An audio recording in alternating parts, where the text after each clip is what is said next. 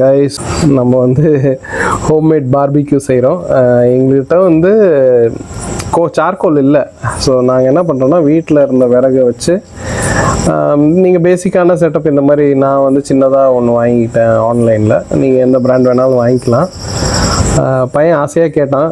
So ஊருக்கு வந்திருக்கோம் திருவிழாக்காக, எல்லோரும் சேர்ந்து பார்பிக்யூ செய்யலான்னு கேட்டான். உள்ளார வந்து கட்டையெல்லாம் உடச்சி போட்டு நெருப்பு வச்சுருக்கோம். நெக்ஸ்ட் ஸ்டெப் வந்து நாங்கள் மேலே வந்து க்ரில்லை போட்டு அது மேலே ஸ்கீவர்ஸில் வந்து நாங்கள் சிக்கனையும் ஒரே ஒரு பீஸ் ஃபிஷ்ஷையும் போட போகிறோம். So stay tune. So first வந்து நம்ம ஒரு பீஸ் ஃபிஷ் போட்டிருக்கோம். ஸோ நம்ம வந்து இப்போ ஸ்கீவர்ஸில் வந்து chicken pieces, marinated chicken pieces போட்டிருக்கோம். இந்த மாதிரி கொஞ்சம் கொஞ்சம் கேப் விட்டு போட்டிருக்கோம். ஏன்னா அப்போ தான் நம்ம வந்து ப்ரஷிங் க்ரீஸிங் பண்ணுறதுக்கு ஈஸியாக இருக்கும். இதை அப்படியே நம்ம வந்து டைரக்ட் ஃபயரில் கொடுக்காம வந்து இப்படி சைடில் வச்சிடறோம். ஆஃப் பண்ண சிக்கன் குக் ஆகிட்டுருக்கு. ஆயில் க்ரீஸ் பண்ணியிருக்கோம்.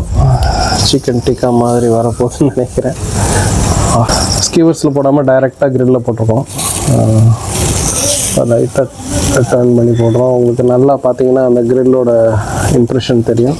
லைட்டாக ஆயில் போட்டு க்ரீஸ் பண்ணியிருக்கோம் ஃபிஷ்ஷை.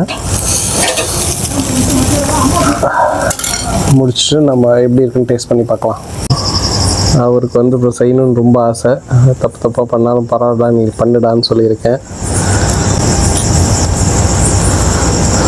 ஸோ அவரோட ஆசை தான் இந்த மாதிரி வந்து நம்ம லீவில் வந்து இதெல்லாம் பண்ணி என்ஜாய் பண்ணணும்ப்பா அப்படின்னு சொல்லிட்டு ரொம்ப ஆசைப்பட்டார்.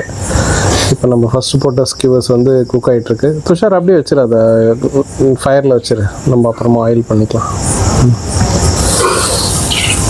ஸோ ரெண்டாவது ஸ்கீவர் வச்சாச்சு. தேர்ட் ஸ்கீவர் ரெடி ஆகிட்டு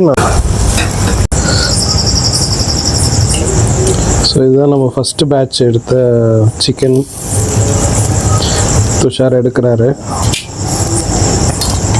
லெட்ஸ் டேஸ்ட் இட். துஷார் கொடுங்க, டேஸ்ட் பண்ணலாம். நீங்களே டேஸ்ட் பண்ணி சொல்லுங்கள் எப்படி இருக்குன்னு.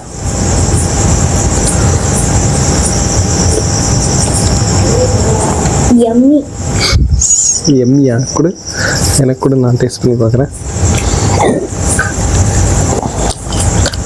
தந்தூரி சிக்கன் மாதிரியே இருக்கும். அம்மா கொஞ்சம் கொடு.